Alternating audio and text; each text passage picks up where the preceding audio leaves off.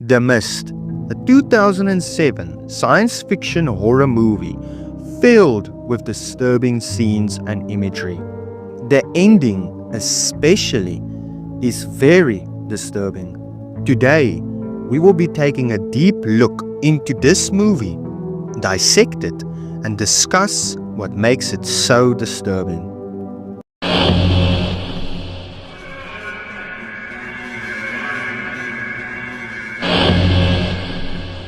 The Mist is a 2007 science fiction movie adapted from a 1980s book with the same name by Stephen King, the same man who created other amazing works of art such as It, Children of the Corn, The Green Mile, Pet Sematary, and many, many others. The Mist tells a story of a young boy and his parents.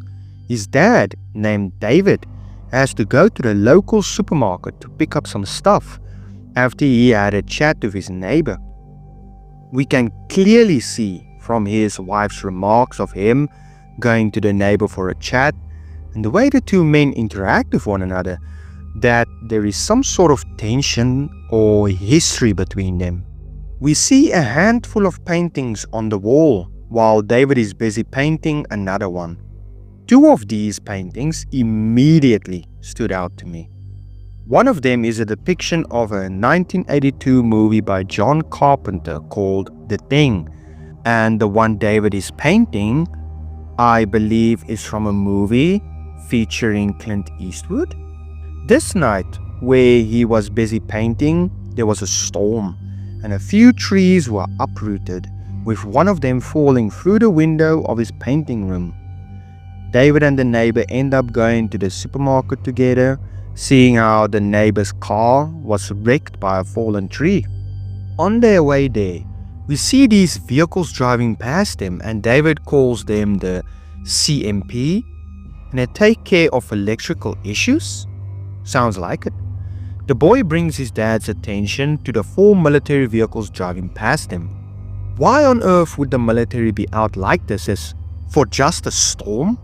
What is going on? The neighbor asks David, quote, "From up the mountain?" Wait a minute. Earlier, David and his family saw a mist over the mountain and lake, moving towards their house and the town. The military base is there? Something fishy is definitely going on here. David even says they do missile defense research up there, and quote, "I'm sure you've heard the stories." Stories, huh? Interesting. The neighbor then says he heard from a lady that they have a crashed alien ship up there with dead beings in them. What on earth is going on here? We see more military vehicles drive past them, and it becomes more and more apparent that something is up. They reach the supermarket, go inside, and here we see a very familiar face. Does this face ring a bell? Well, he should, because this is the same actor who is the protagonist of the 2019 zombie horror game called Days Gone. Amazing game, by the way. Highly recommend it if you haven't played it yet.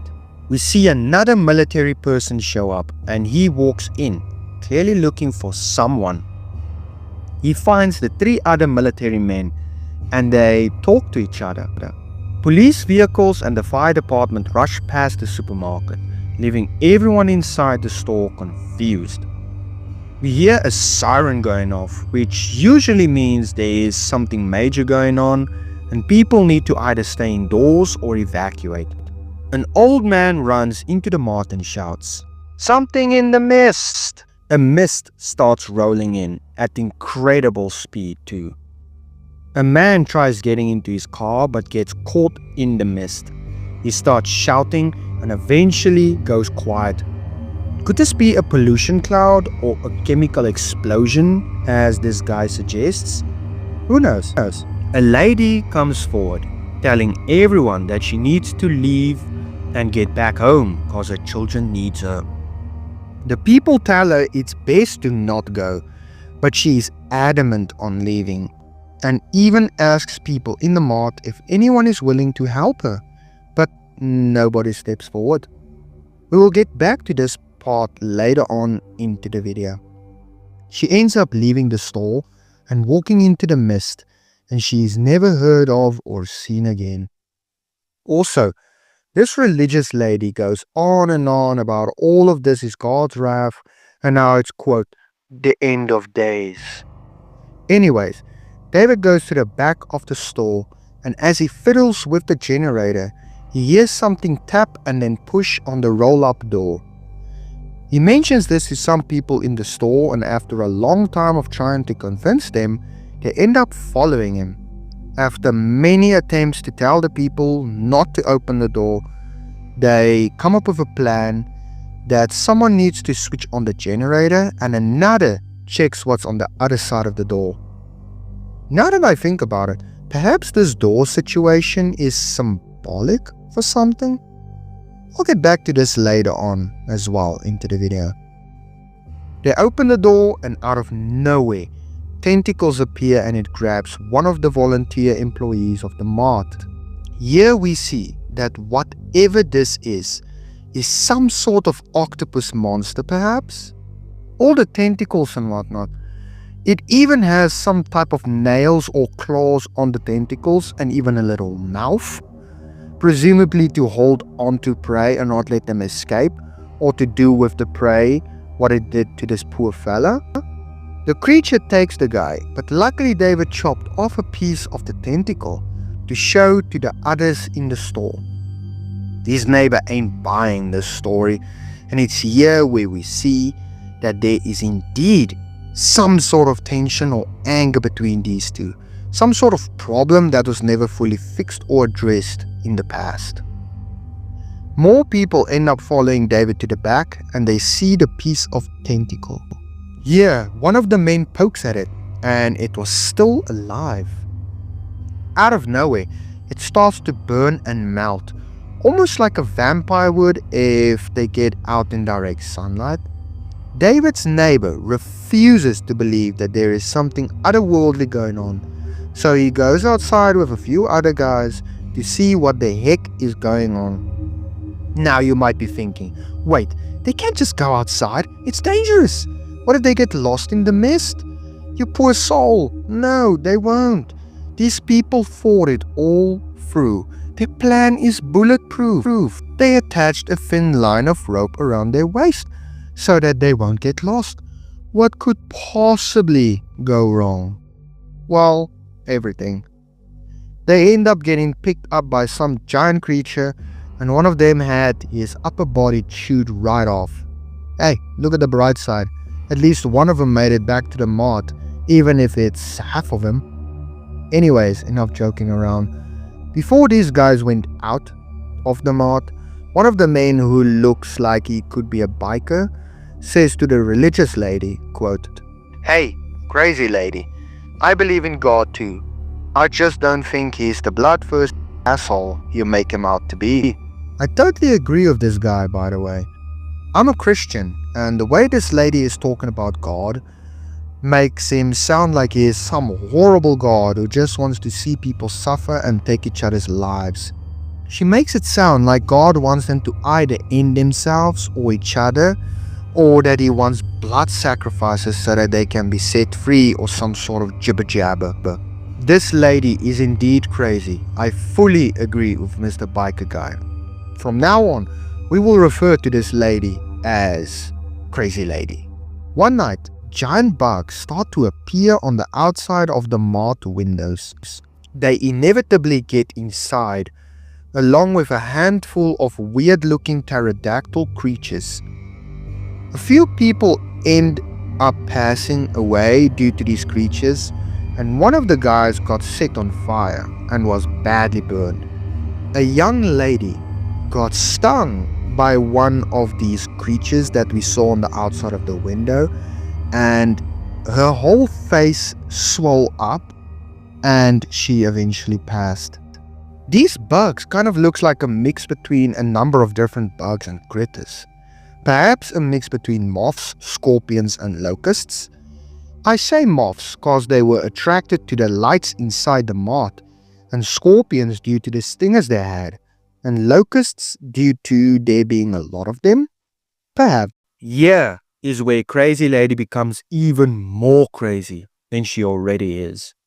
One of the bugs flies up to her and lands on her stomach, and it ends up just looking at her, not stinging her, and then flying away. From this point onwards, she ends up seeing herself as some sort of messiah or savior of some kind. Crazy Lady ends up preaching to these people in the mart, and David compares her to Jim Jones, a cult leader who in 1978 caused the death of more than 900 people in Jonestown, where everyone drank cherry-flavored aid laced with poison. David says they gotta get out of there before she gets everyone to drink Kool-Aid. The old guy we saw in the beginning of the movie that was running up to the mart covered in blood says something interesting. If you scare people badly enough, you can get them to do anything. They'll turn to whoever promises a solution. Interesting and very true. Crazy Lady is promising all these vulnerable people promises of riches and fancy mud mansions with all the latest designer appliances. David and a few of the other people come up with a plan to go to the pharmacy to get some meds and supplies for the burnt victim. The brother of said victim goes with them alongside this guy. They reach the pharmacy, and inside we see spider nests and webs everywhere. They discovered that the whole pharmacy is overrun by giant spider creatures with the ability to shoot acidic webs which burns and melts anything it touches. These two scenes are the most disturbing, disgusting, revolting, insane scenes from the whole movie in my opinion. The way these baby spiders were living inside of this guy while he was still alive is so disturbing and disgusting to me. I can't even begin to imagine what it must feel like to have these critters moving inside of you.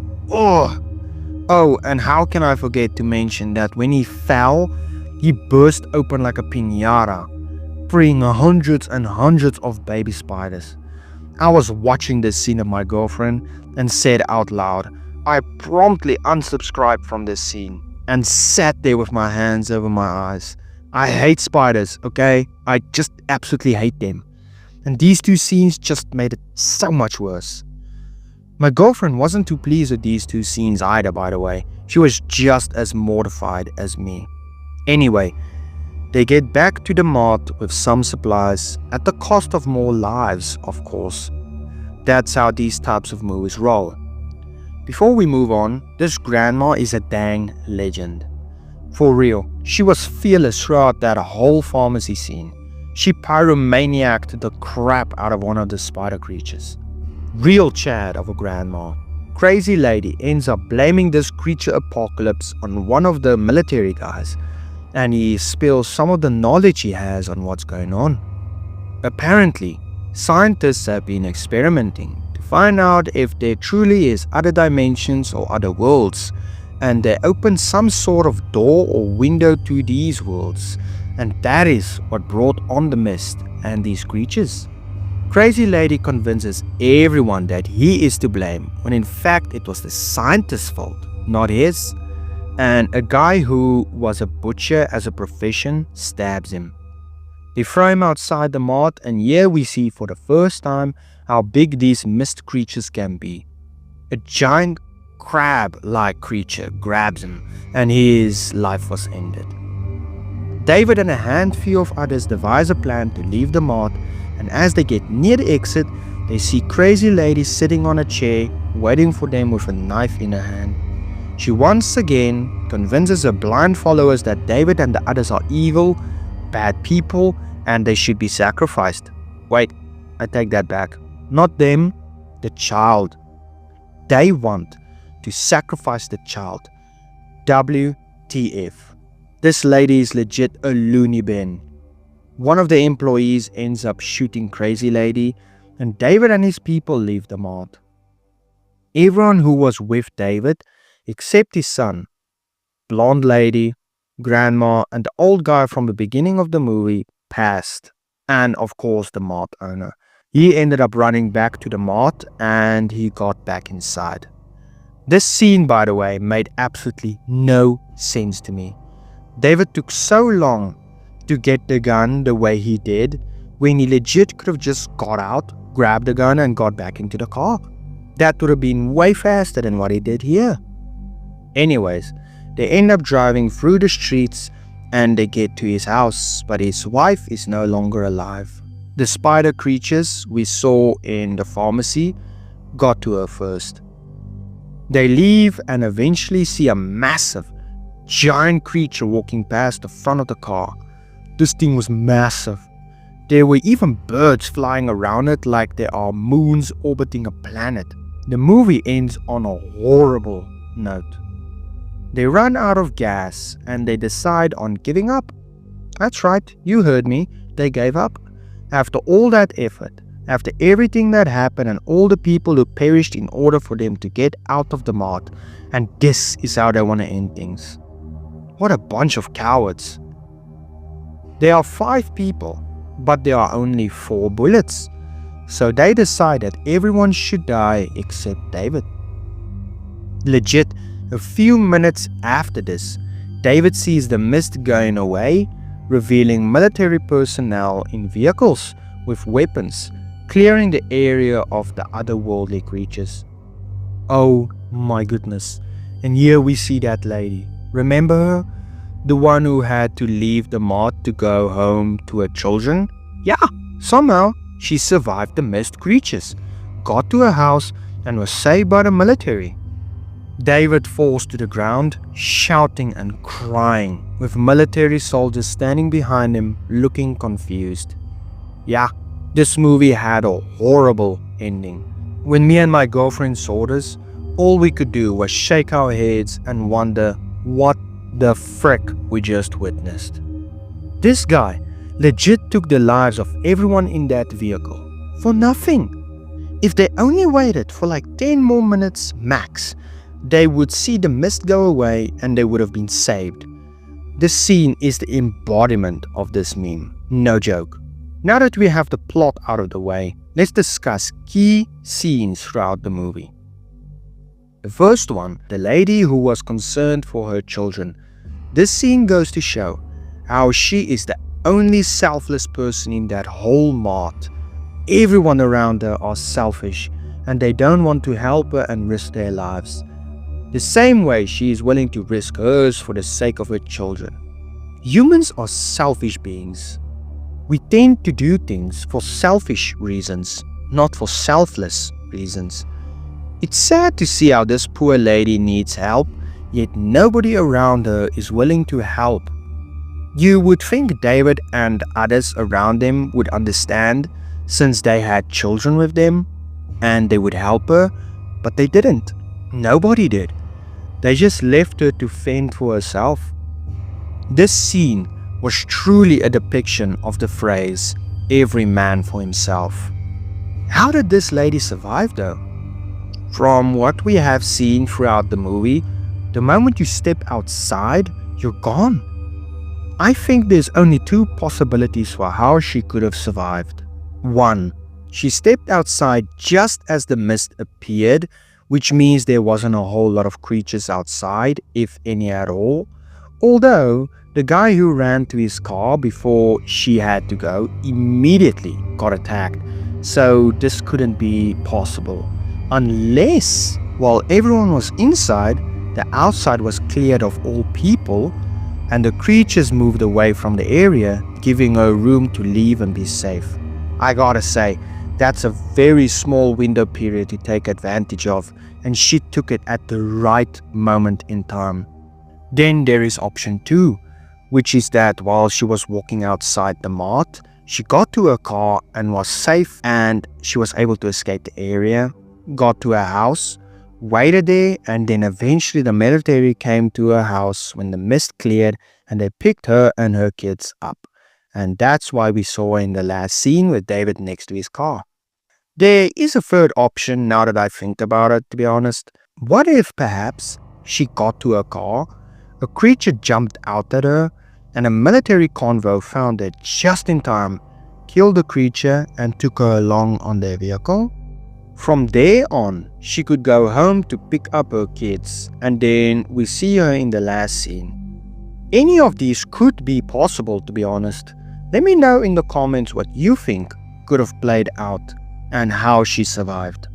Next is the earthquake in the mart when the mist started engulfing the area.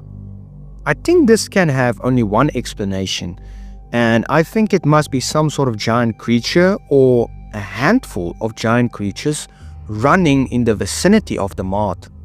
The reason why I say run and not walk or just simply moving around is because the quake is constant. There is no pauses in between, like there would be if it was just simply a creature walking around. This constant quake only makes sense if it's a creature that is actively running. Look at the giant creature from the last scene. That one was massive, and the car was shaking as it was walking past.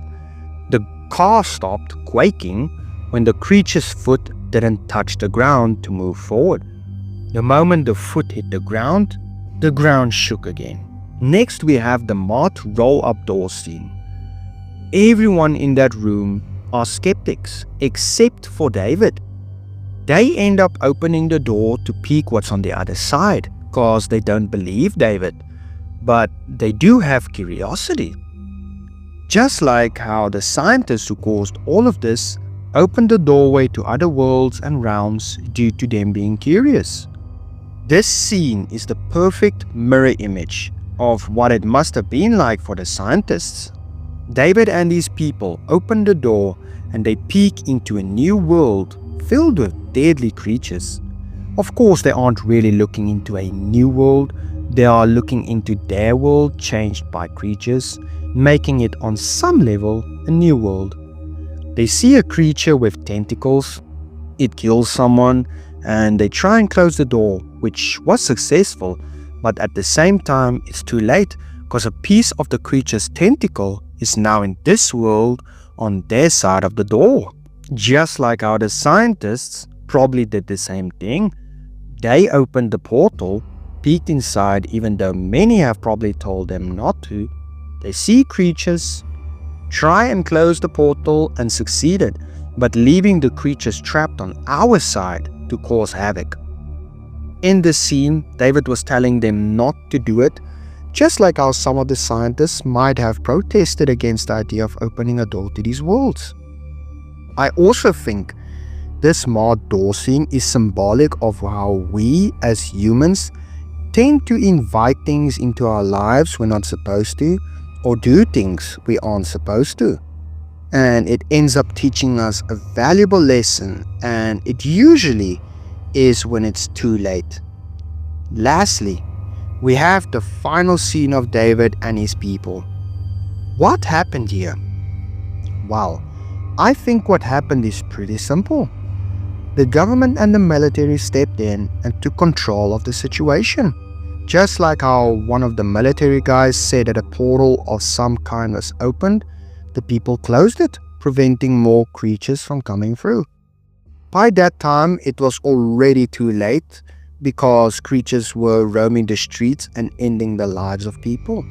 So all they had to do was get rid of the creatures that was in this world, which is what they did in that final scene. They show us military vehicles with mounted weapons, men with flamethrowers, burning these creatures and basically acting like some sort of pest control.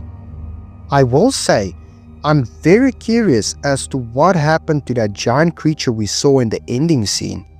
I wonder if they captured it to keep it locked up for experiments or testing, or if they killed it. What other theories could there possibly be? Well, this person from Reddit 9 years ago theorizes that the boy was indeed, just like what the crazy lady said, part of a bigger plan. If the boy was sacrificed, then that would appease God, or maybe in this case, appease these creatures' God, or something like that. I mean, that could make sense, seeing how just as he ended the life of his boy, suddenly the mist and everything stopped and there was control again. However, as someone points out, who I fully agree with by the way, is that this theory falls flat at the fact that we see the mart lady who left for her kids in the back of a vehicle with said kids. This means that the military has been busy fighting these creatures and winning long before this whole child-killing prophecy thing of Crazy Lady was even mentioned. Let's go back to the very beginning of the movie where we see some paintings that David has painted. One of them, like I mentioned, is a depiction of a 1982 movie by John Carpenter called The Thing. John Carpenter is the same guy who created films such as Halloween, The Fog, and many others. The one David was busy painting is from a movie trilogy known as The Man with No Name, featuring Clint Eastwood. This trilogy consists of 3 movies titled A Fistful of Dollars, For a Few Dollars More, and The Good, the Bad, and the Ugly. Wait, hold that thought. Apparently not. This painting is not referring to Clint Eastwood and his movie trilogy. However, the character we see on the painting was modeled after Clint Eastwood and his movie trilogy. I went digging and stumbled across talks of The Dark Tower and how this painting is from that. The Dark Tower is a series of 8 novels written by Stephen King, and these novels tell the story of a gunslinger and his quest to reach a tower. This tower is somehow physical and metaphorical at the same time. From what I've seen online, Stephen likes to let some of his works bleed into other works of his, leaving Easter eggs behind pointing to different works. This is what's happening here with this painting scene. The Dark Tower bleeds into one of his other works, which is the Mist movie in this case.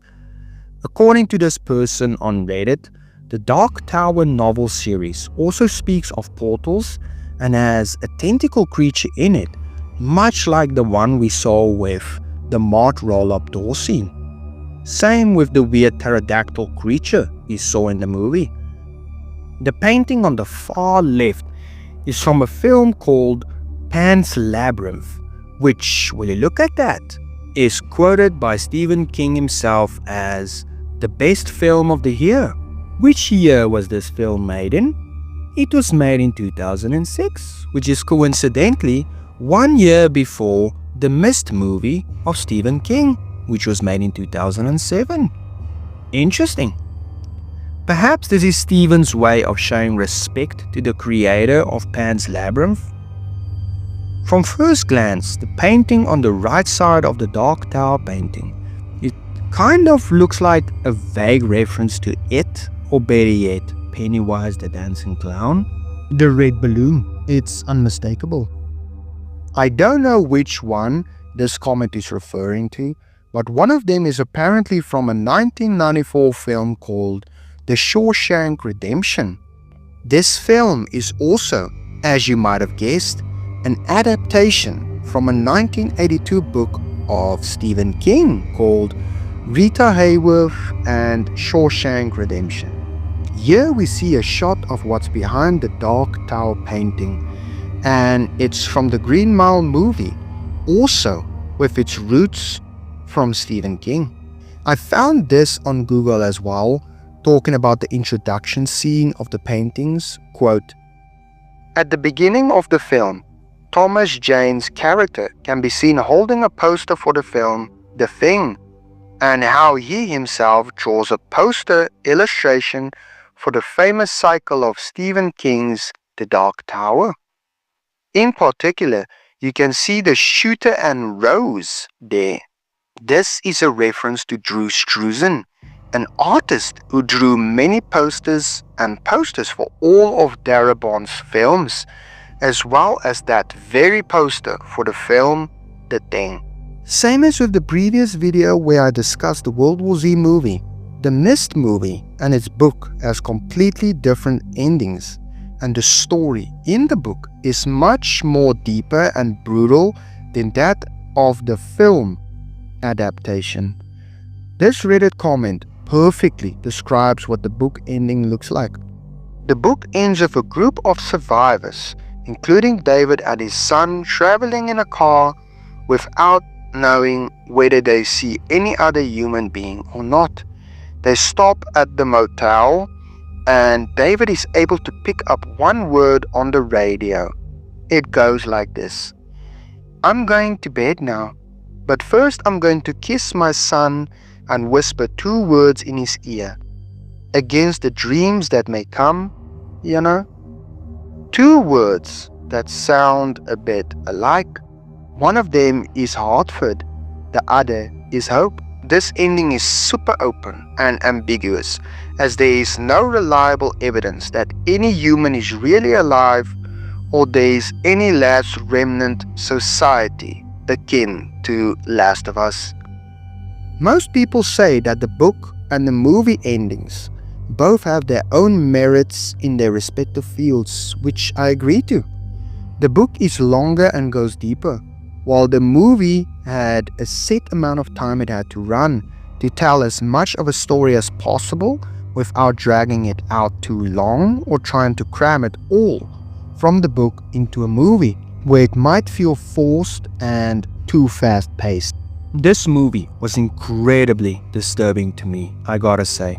The whole creature situation and how they just make you feel hopeless and scared with the mere sight of them, and how people are willing to shove away their humanity in the midst of fear, panic and desperation. David was supposed to be the hero here, yet he somehow turned into a villain by taking the lives of the people in the car for no reason. There was literally military vehicles and rescuers right behind them, 10 minutes away.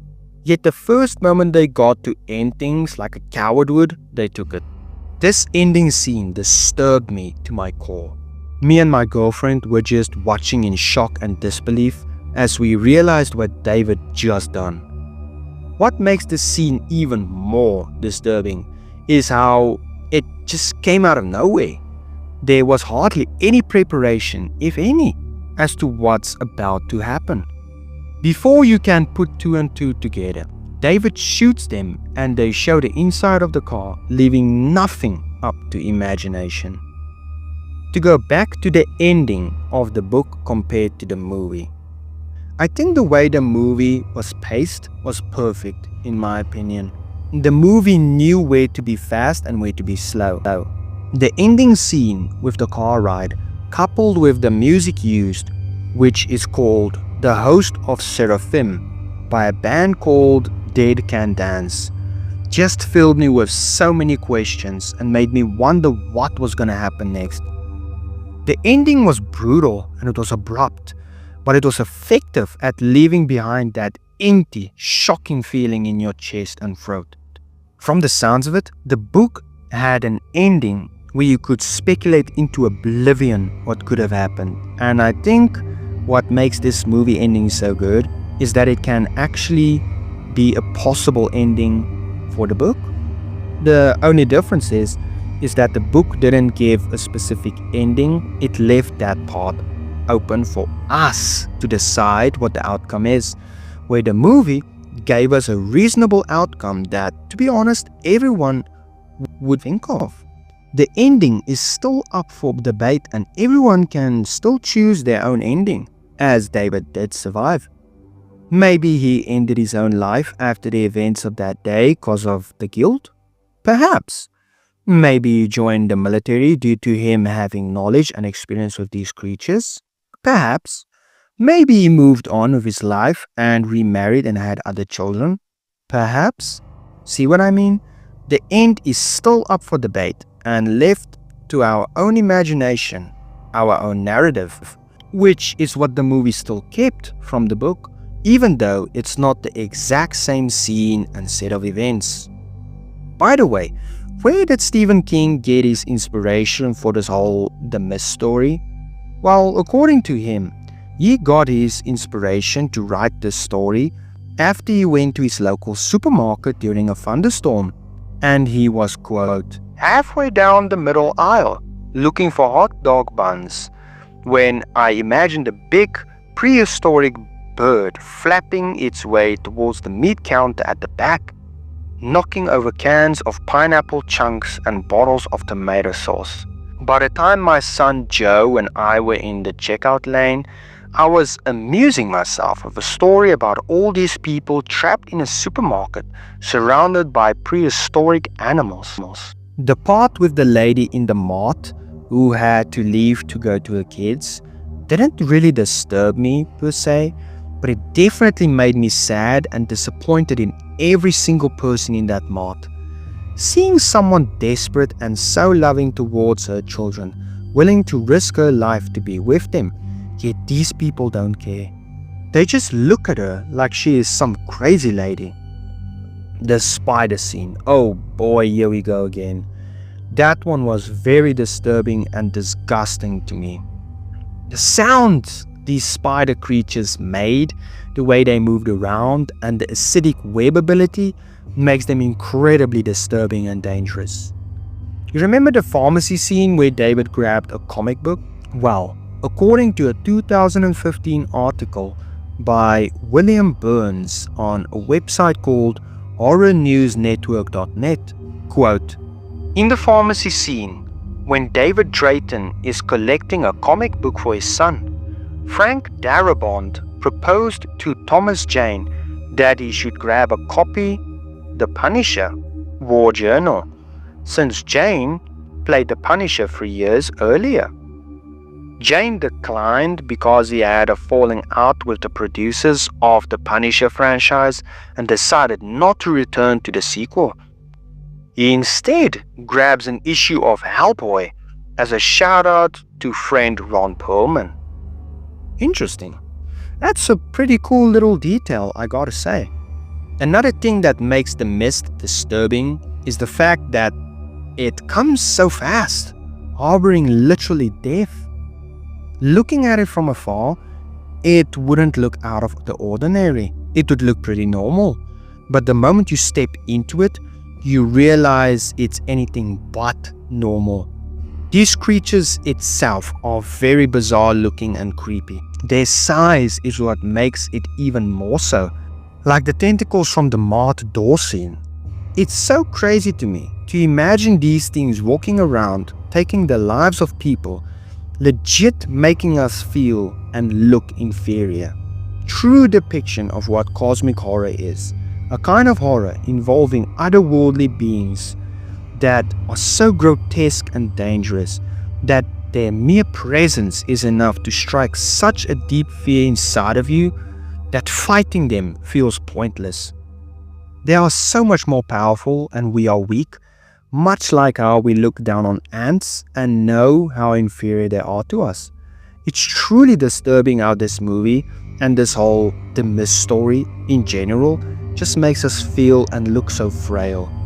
This movie, by the way, had a few famous actors from pop culture media, such as the Walking Dead TV show series, the lady who wanted to go to her children, the blonde woman, this old man.